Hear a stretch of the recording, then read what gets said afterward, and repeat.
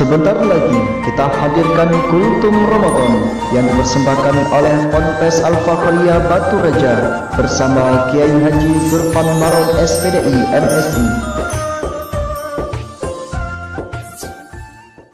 Bismillahirrahmanirrahim. Assalamualaikum warahmatullahi wabarakatuh.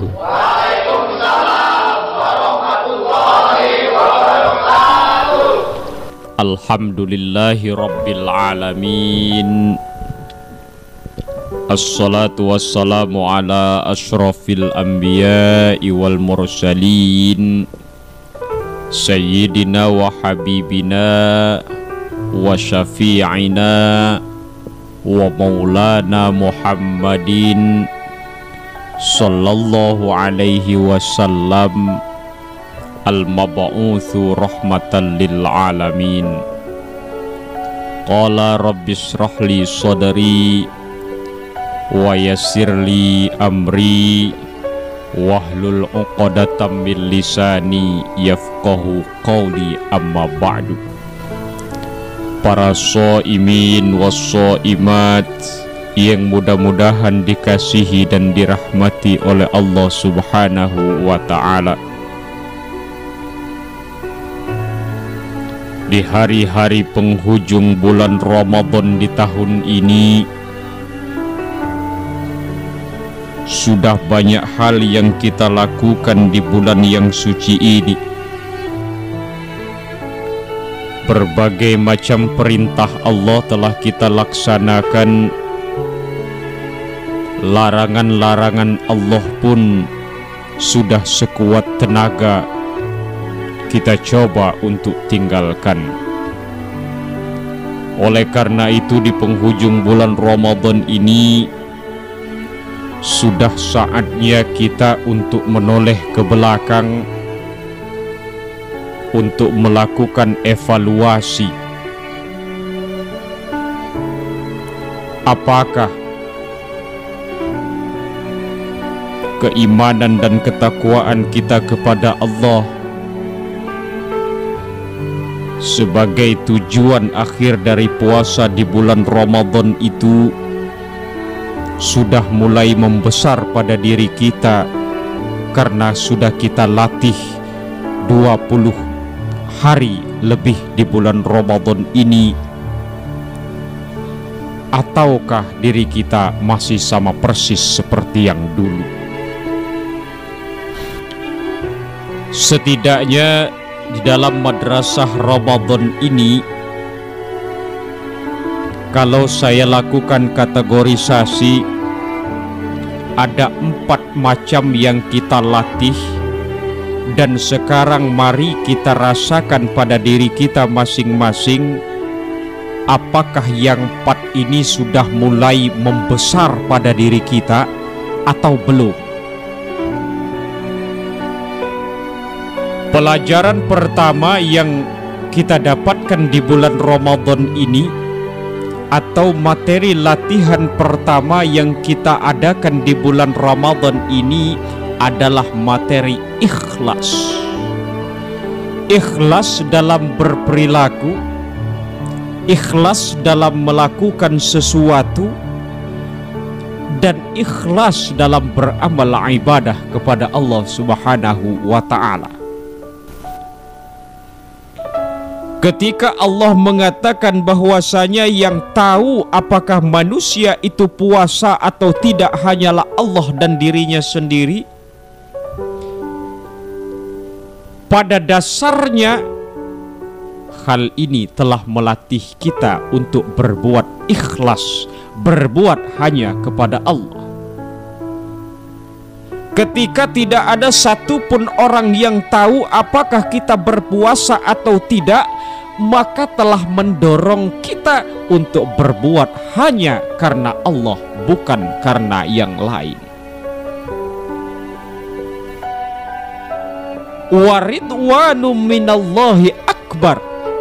Akan tertanam pada diri orang-orang yang berpuasa itu satu anggapan bahwa bantuan Allah, bahwa ridha Allah, bahwa karunia yang datang dari Allah lah yang paling besar, yang pantas untuk diharapkan oleh manusia-manusia yang berpuasa. Materi ikhlas, mari kita renungkan. Kemudian materi pelajaran di bulan Ramadan yang harus kita evaluasi di penghujung Ramadan ini adalah materi pembersihan dan menahan diri.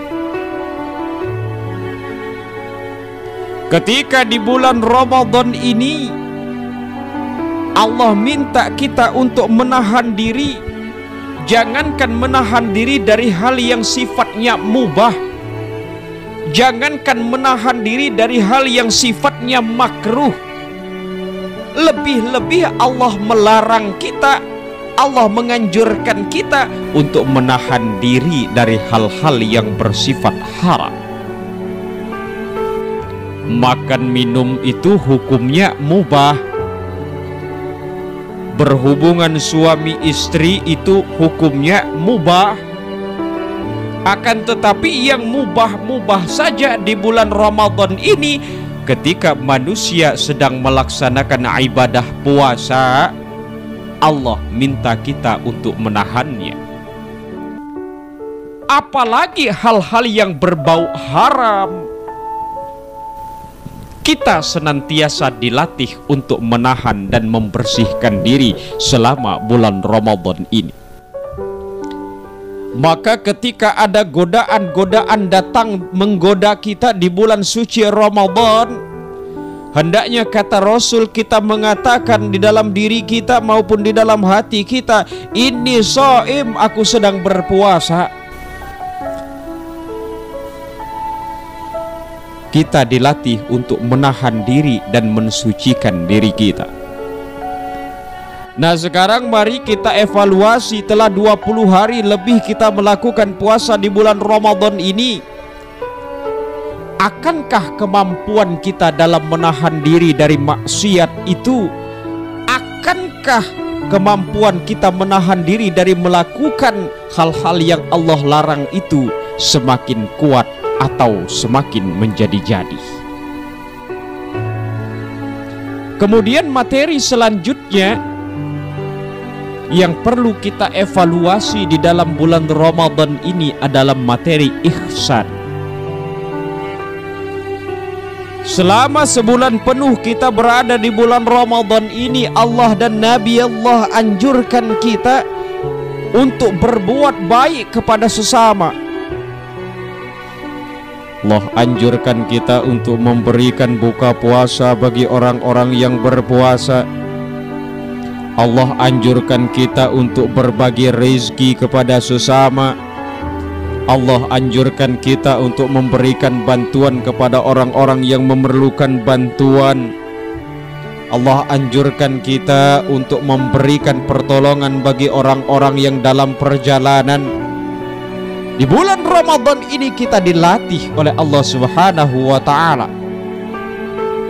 Sekarang yang perlu kita tanyakan kepada diri kita, akankah kebaikan itu akan selalu langgeng dan abadi pada diri kita, bahkan setelah atau pasca Ramadan berakhir nanti?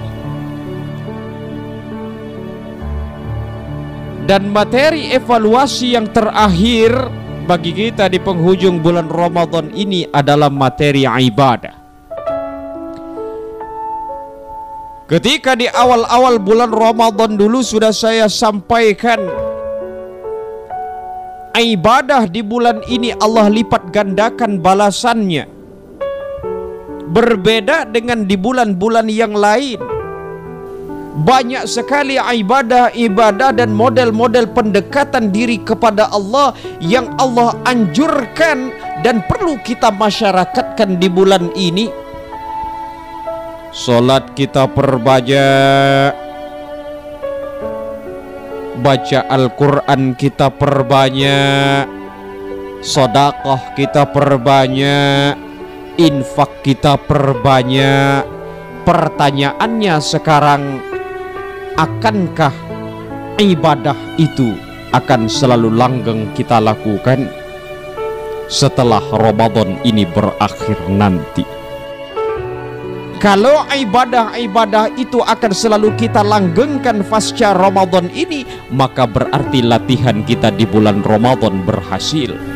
Akan tetapi ketika ibadah kita di bulan Ramadan yang kita lakukan ini, ketika Ramadan berakhir nanti berakhir pula ibadah itu, berarti Ramadan kita pun tidak berakhir.